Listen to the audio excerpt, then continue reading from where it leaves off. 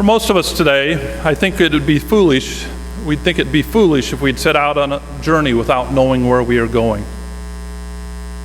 But isn't that, in a broad sense, the course of our pilgrimage through life, largely of a path unknown, a journey towards the destiny God has set for us? The Maccabee family, whose martyrdom is reported in the first reading, believed firmly God had a place for them beyond death. And we'll start with just a little history. This story really begins with the conquest of Alexander the Great about 330 years before Christ. In his conquest, not only did he conquer the military, but also the culture of that day. The Hebrews were somewhat of an exception. The Jews were allowed to keep their life and their faith. This empire was so large that the Jews were pretty much left alone. And they were left alone until about 165 BC when a new king came into place. And he required everyone in that domain should worship the Greek gods and follow in their practices.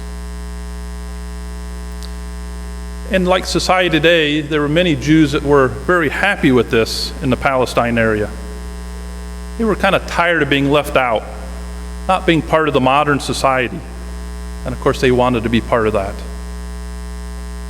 And then there were also many Jews that were appalled at having to follow the Greek gods. And this is kind of where our first reading from Maccabees takes place. We hear about their suffering, their grisly account of torture. An image that's, I think, for most of us, very hard to understand. So what's this have to do with us? Unless we are conquered by a brutal people determined to persecute and kill us, for us that do not renounce our faith, we are not going to be put in the same position.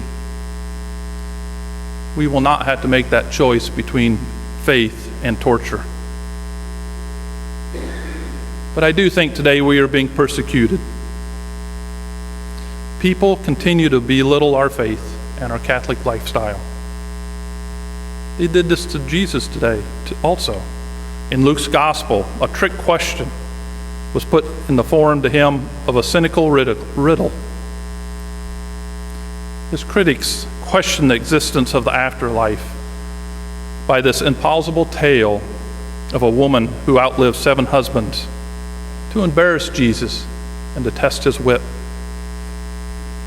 He tells us we are free of bodily needs and appetites of our present experience. We will be like children of God, present fully, no longer needing of what we need in this world. Perhaps the Sadducees' method of argument sounds familiar. There are many who belittle people rather than to consider if there's any truth in their beliefs.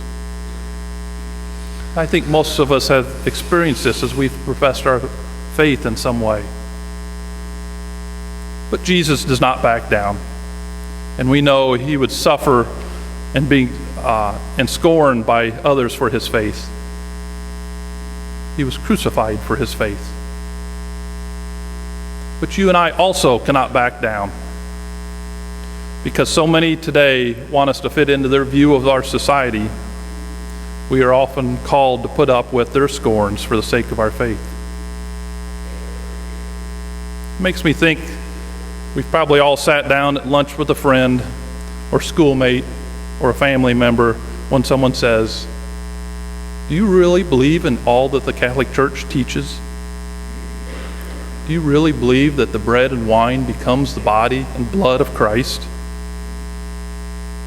Or maybe they lay into your morality that marriage is just between one man and one woman, or life starts at conception, or that the physical expression of love belongs only in marriage. This is not what society is today. We need to get with it. And if you're like me, after these statements, many times it's followed with silence, not sure what to say, not sure to stand up or just take the scorn. This is a great fear that confronts many of us. Our fear is not torture or death, but one of not fitting in, that people won't accept us. But we must choose not to be of this world. We have to be different. We have chosen to be holy, and holiness means to be set aside, separate for God. We know evil always is going to attack the good, and that can make us afraid. We're afraid of not fitting in, the fear of not being accepted, or even worse, being called out. St. Paul was aware of this. And it's like he was speaking directly to us this morning in the letter of the Thessalonians. He says, "Pray that you might be delivered from perverse and wicked people, for not all have faith. Be faithful to the Lord, and the Lord will be faithful to you. He will strengthen you and guard you from the evil one."